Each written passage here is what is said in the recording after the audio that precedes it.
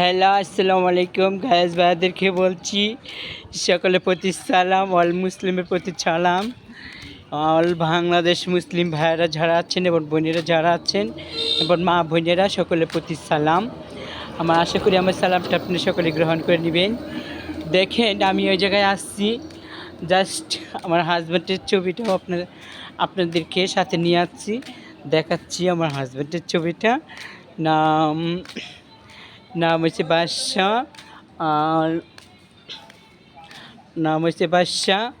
আর ওই যে ওই বাড়িতে ওই জায়গায় কিন্তু আমার হাজব্যান্ড থাকতো, ওই বাসায় ভাড়া থাকতো। দেখছেন, এই বাসায় ভাড়া থাকতো আমার হাজব্যান্ডে। তো দেখেন আমার হাজব্যান্ডের ছবিটা আপনাদেরকে দেখাচ্ছি। দেখেন আপনাদেরকে তখনও বলছি যে আমার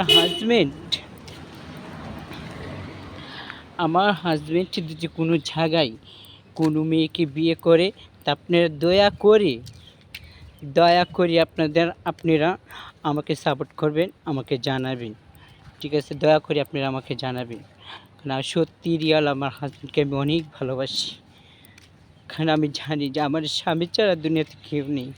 কারণ সব মেয়েদেরই যে তার হাজব্যান্ডই যে ভবিষ্যৎ, তা আমার হাজব্যান্ড আমার ভবিষ্যৎ। কারণ আমার স্বামীকে আমি কোনো দিন আমি চাইতে পারবো না। কারণ যে কসমগুলো রেখেছি, যে কসমগুলো করেছি, এই কসমগুলা হয়তো আখিরাতে হয়তো ভুলে যেতে পারবো না, দুনিয়াতে ভুলে যেতে পারবো, কিন্তু আখিরাতে ঠিক প্রত্যেকটা জব আল্লাহর কাছে দিতে হবে। আমাকেও দিতে হবে, ওকেও দিতে হবে। তাই আমি ভাবছি আমার স্বামীর কোনো দিন, আমার হাজব্যান্ড আমি কোনো দিন আমি ছাড়বো না, কারণ আমি একটা মুসলিমের সন্তান।